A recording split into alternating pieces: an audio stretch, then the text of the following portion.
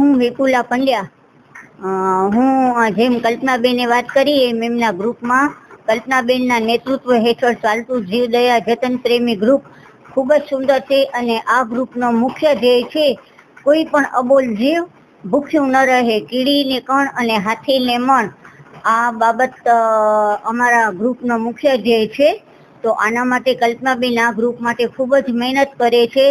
અને શિયાળો આવે તો ડોગ માટે બ્લેન્કેટિયા, ઉનાળામાં ચકલીઓના ઘર, પાણીના કુંડા, અને અત્યારે પવિત્ર ચૈત્ર મહિનો આપણી જે પરંપરા છે, પિતૃઓનો પણ મહિનો છે. અને આપણી આ પરંપરા પણ છે કે કીડીને કીડિયારો પૂરવાથી, એક શ્રીફળ કરવાથી 1 કરોડ કીડીને ખોરાક મળી રહે છે.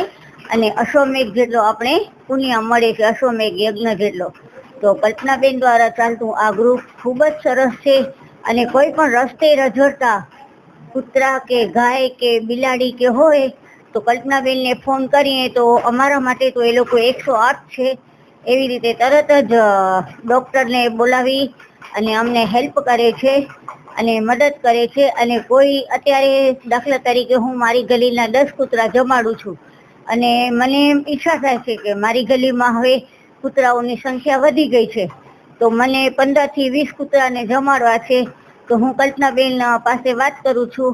તો એના માટે એ લોકો કાચો માલ એટલે કે ખીચડીના ચોખા, દાળ, દૂધ, દહીંના પૈસા બધું પહોંચાડી દે છે. તો આ માટે કલ્પનાબેનનો તેમજ જીવદયા જતન પ્રેમી ગ્રુપનો મને આ ગ્રુપમાં એડ કરવા બદલ ખૂબ ખૂબ આભાર.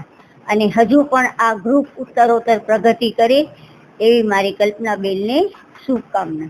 હું કલ્પના ઠક્કર, કલ્પના શરદભાઈ ઠક્કર, સંસ્કારનગરમાં રહું છું અને છેલ્લા 5 વર્ષથી શ્રીફળમાં કીડિયારું ભરવાનું જીવદયાનું કાર્ય કરીએ છીએ.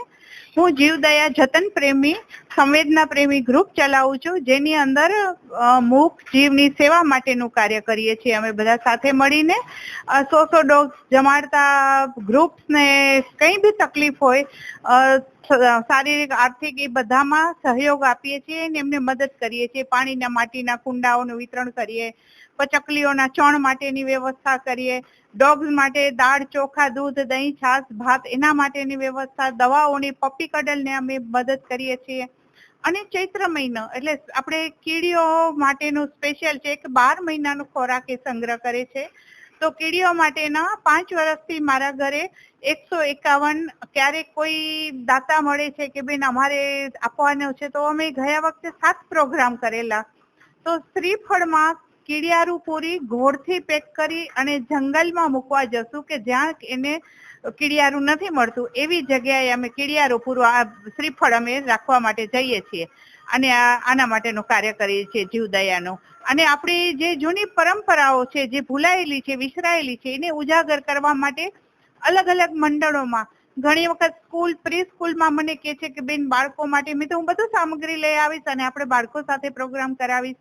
અને છોકરાઓને પણ આ બધી નાની નાની વસ્તુનું મહત્વ સમજાવતા બધા પ્રોગ્રામ કરાવીએ છીએ. આ અમારા જીવદયા જતન પ્રેમી સંસ્થાનું કામ છે.